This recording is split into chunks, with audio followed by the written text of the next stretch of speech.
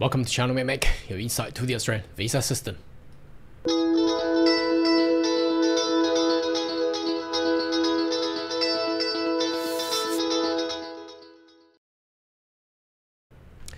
Good day everyone, my name is Carl Young, your online YouTube visa consultant. Are you interested about migrating to Australia? Why don't you consider to subscribe to my channel and turn on the bell on the side so once we have all the updates and news, be the first one getting all the insight. Now today's video, you probably clicked the link due to have a little seeing a little thumbnail of the lightning with a storm with a little bolt.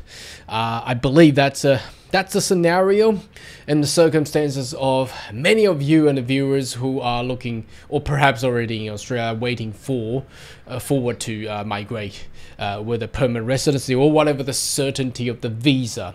Now, why do I put that photo there? I have been numerous occasions been reading the comments of a lot of viewers talking about why are you talking about topics about other topics on politics, on the international events and things like that. Why don't you just focus on immigration and visa? Well, that is my goal. I've got a lot of experience and expertise in the immigration law of Australia, but because the immigration policy is under so-called the national interest of the Constitution, so it's very likely to be affected by any type of events, whether it's going to be domestic or international. Now today's video is all about domestic, but it's actually affected by also international events. For example, the post-pandemic and the inflation of the global phenomenon.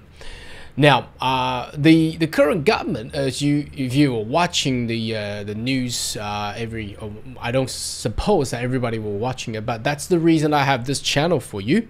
There's a referendum coming up in about 3 weeks, which is the so-called The Voice.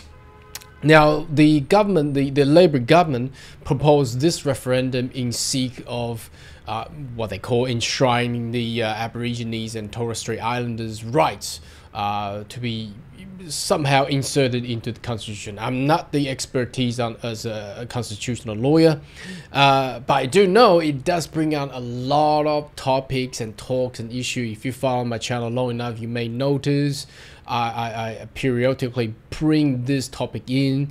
Now, the news poll is not looking too good for the current government.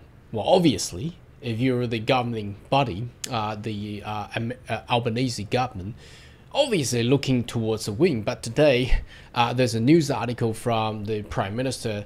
He said this. He said that even if we lose, it's still worthwhile to get it done. Now, that obviously means the referendum will not go smoothly and will not go as expected by the current governing bodies.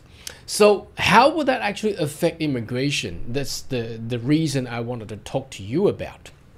Now, generally, the government of the time, if they have major lose in whatever the public policy they're looking to present it, now what will happen to that? I mean, 3 weeks later, what if, and it's very, very possible, what if the current government, the Labour government, loses the Voice referendum? Now, obviously, what the coalition, that's the opposition party, will do is asking for, you need the government of the time will take responsibility and obligation for such a lose.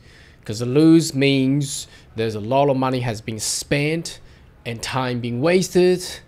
And what will happen? Generally, I believe this will likely to happen. One thing is that a lot of people may say Anthony Albanese may step down as Prime Minister, but which is unlikely. But what will happen is the cabinet reshuffle. Now, what does that mean? Means a lot of the current ministers will step down and they will reshuffle. They will change the portfolios by means that just to show that the government is responsible to the public, to the general public of Australia, that they lost it, so the current minister will step down. Now, what happened to the minister stepping down, or they change to another person to, or another minister of the parliament, or members of parliament to hold that portfolio.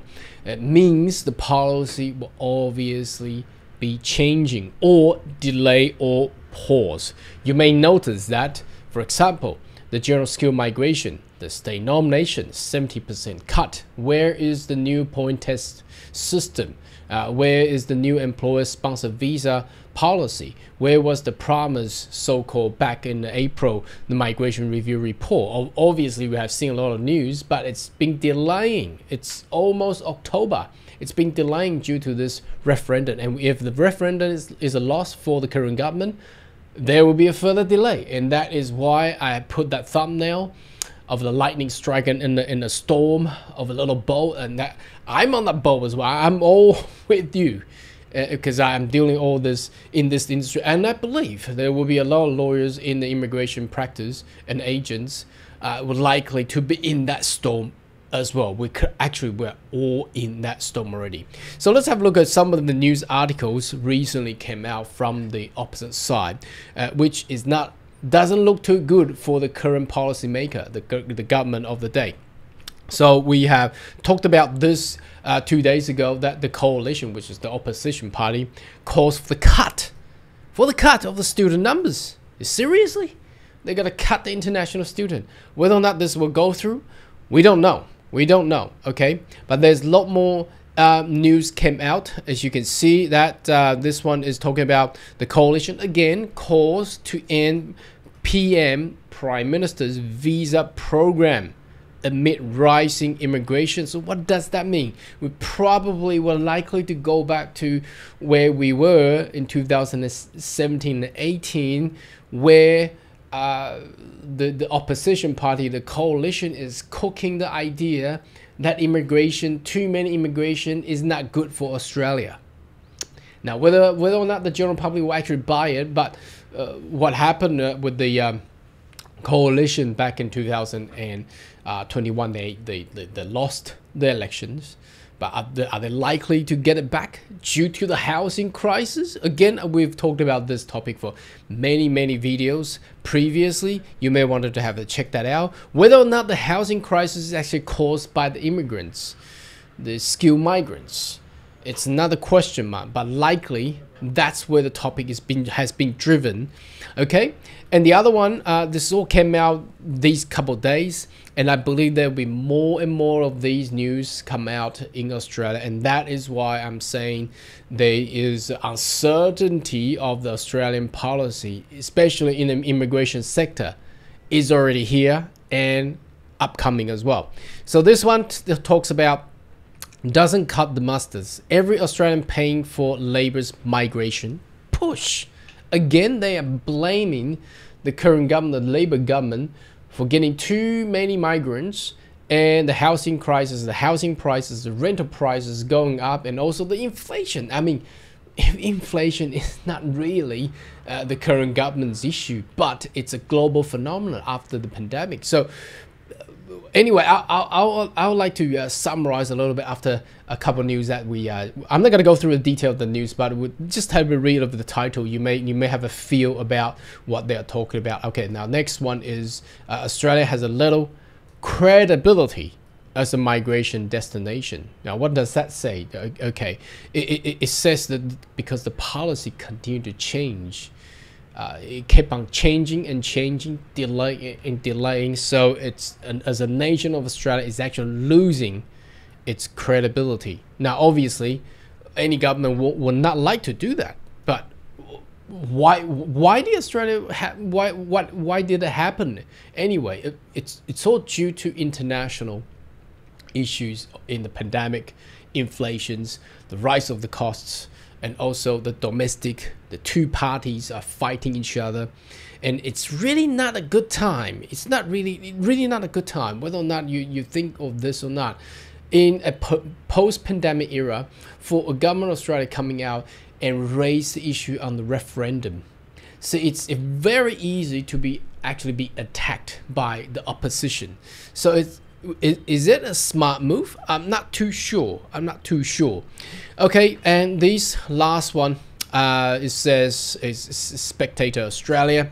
The title says we need a voice not on the indigenous groups, but the voice on immigration, which I also share another similar news article 2 days ago, or came out from the weekend, where they want to have a major debate how Australia would like to be in 10 years time, 20 years time, and 30 years time. And the key here is not just the public infrastructure and the nation building, but also immigration as the key, because the population is the key to actually get Australia going. Whether or not so it says conservative must win this battle. Now, who are the conservatives? Conservatives are the coalition. The coalition is not the current government, it's the opposition. So what does that mean? So if the coalition or the conservative must win, it's not the current government, then what would the current government do, and how would the policy will actually be moving? Now, can you imagine that 2 or 3 weeks later after the referendum, if there's a loss, and then the conservative and coalition continue to push, so then the policy maker, the current government, will have big problem. And that is why I'm saying we're entering into an uncertainty and the storm that we're all together in the Australian immigration sector. So how would this actually go and play? There's obviously opportunity there. It's not the worst day. Look, being in this industry for 10-20 years, there's always cycle like this. But with recent years, due to the pandemic, a lot of virus and the inflation, it's actually causing a lot more trouble than you actually imagine. All of this is coming from international, and then the domestic push, and then you can see a mess that is upcoming. So I'm here to put a warning on everybody. Not saying this is the end of the world, but we're gonna understand, and that's the purpose of this channel, not just letting everybody know what sort of visa you can actually apply for, but letting everybody know what are the elements that's affecting all these visa issues there.